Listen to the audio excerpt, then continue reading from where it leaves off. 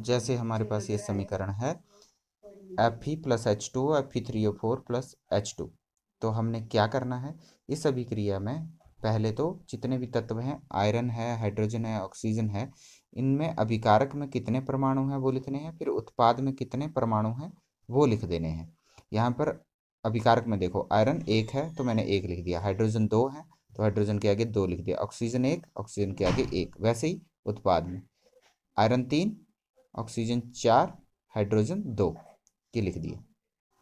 अब सबसे पहले मैंने इस तत्व को लेना है Fe3O4 को, क्योंकि इसमें 7 टोटल परमाणु हैं, 3 आयरन के 4 ऑक्सीजन के, बाकी इसमें एक है, इसमें 3 है, इसमें 2 है। तो जिसमें सबसे ज़्यादा परमाणुओं की संख्या है वो लेना है, उससे बैलेंस करना स्टार्ट करना है। पहले आयरन लेंगे, इसमें से आयरन यहाँ 3 है, यहाँ 1 है, तो इसको 3 से मल्टीप्लाई कर देंगे, 3 से मल्टीप्लाई कर दिया, और यहाँ 3 लिखना पड़ेगा पहले, तब करना मल्टीप्लाई। हो गया, बैलेंस हो गया आयरन। अब यहाँ ऑक्सीजन 4 है, यहाँ 1 है, तो यहाँ 4 से मल्टीप्लाई करना पड़ेगा। ऑक्सीजन यहाँ 4 है, यहाँ भी आपने 4। अब जब हमने ऑक्सीजन को 4 किया तो हमने देखा कि हाइड्रोजन भी बढ़ गया, यहाँ पे हाइड्रोजन हो गए 8, तो यहाँ पे मैंने इसको भी 4 से मल्टीप्लाई किया है, तो ये 8 हो गए, यहाँ 2 रह गए। अब इसमें भी मेरे को 4 से मल्टीप्लाई करना पड़ेगा, तभी ये 8 होगा, यानी यहाँ पे मेरे को 4 करना पड़ेगा। अब ये केमिकल इक्वेशन बैलेंस हो गई, लिख देते हैं पूरी। 3Fe plus 4H2O that give rise to Fe3O4 plus 4H2, ये हो गई बैलेंस। देखो, इस अभिक्रिया में HNO3 प्लस CaOH ट्वाइस, उससे बना calcium nitrate CaNO3 twice plus H2O। ऐसे करना सारे तत्व, hydrogen, nitrogen, oxygen, calcium, oxygen आ गया, हाइड्रोजन आ गया। सबके अभिकारक में कितने परमाणु हैं? हाइड्रोजन देखो, एक ये है, दो ये हैं, कितने हो गए? तीन।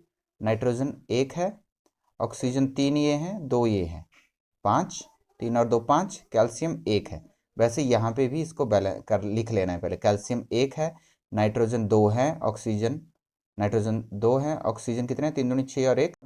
अब इसके बाद हम स्टार्ट करेंगे इस यौगिक से, क्योंकि इसमें बहुत ज़्यादा परमाणु हैं। कितने हैं?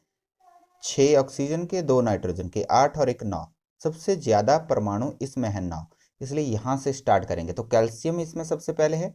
कैल्शियम तो दोनों तरफ बैलेंस है, यहाँ भी एक है, यहाँ भी एक है, एक एक है। तो किससे करें? नाइट्रोजन यहाँ दो है, नाइट्रोजन दो है, इधर एक है, तो इसको दो से गुणा कर देते हैं। अब यहाँ दो अभिकारक में नाइट्रोजन दो करने हैं, तो यहाँ पे लगा देना है मैंने दो। ठीक है।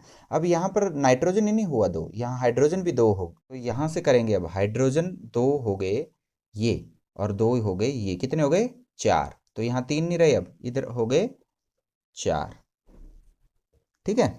अब दूसरी तरफ, अब इसी हाइड्रोजन को इस तरफ बैलेंस करना है, तो इधर मैंने दो से मल्टीप्लाई करना है। किसको? यहाँ है देखो हाइड्रोजन H2O में, तो यहाँ मुझे दो लगाना पड़ेगा, तो हो गए चार, ये चार हो गए, बैलेंस हो गया ये। अब यहाँ पर दो अगर हाइड्रोजन हो गए तो ऑक्सीजन भी बढ़ गए ना, तो अब ऑक्सीजन करना है हमने साथ में। अब यहाँ पर हाइड्रोजन के बाद ऑक्सीजन थी, तो जब हमने दो से मल्टीप्लाई किया है तो ऑक्सीजन की संख्या भी बढ़ गई है। यहाँ पे ऑक्सीजन के परमाणु हो गए हैं 3 2 6, तो यहाँ पर ऑक्सीजन के परमाणु आ जाते हैं 6। लिख देंगे हम यहाँ पे 6, 2 सॉरी 3 2 6 और 2 ये भी हैं, तो 6 नहीं है, 8 है। कुल ऑक्सीजन के परमाणुओं की संख्या अभिकारक में हो जाती है 8।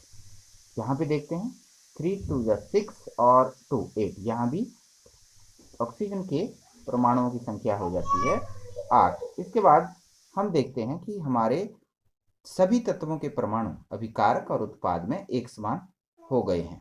तो अब यह रासायनिक समीकरण संतुलित है। इसे हम लिख सकते हैं 2HNO3 प्लस CaOH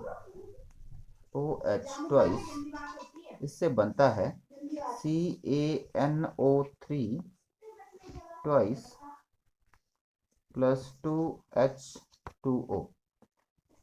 तो ये हमारा संतुलित रासायनिक समीकरण है लास्ट में। होप आपको ये समझ आ गया होगा। अच्छा देखो, इस अभिक्रिया में क्या है? BeCl2 plus Na2SO4 BSO4 plus NaCl। ठीक है। तो बेरियम है, क्लोरीन है, सोडियम है, सल्फेट है। ठीक है, अभी कारक में बेरियम 1 है, क्लोरीन 2 है, सोडियम 2 है, सल्फेट 1 है। और यहाँ उत्पाद में बेरियम 1 है, क्लोरीन 1 है, सोडियम भी 1 है, सब 1 है। तो सबसे पहले वो यौगिक लेना है जिसमें सबसे ज़्यादा परमाणु है। इसमें मुझे सबसे ज़्यादा दिख रहे हैं 4, 1 5 और 2 7। 4 1 5 1 6, बाकी सब में कम है। तो इसमें Na2 है, उसको बैलेंस करते हैं।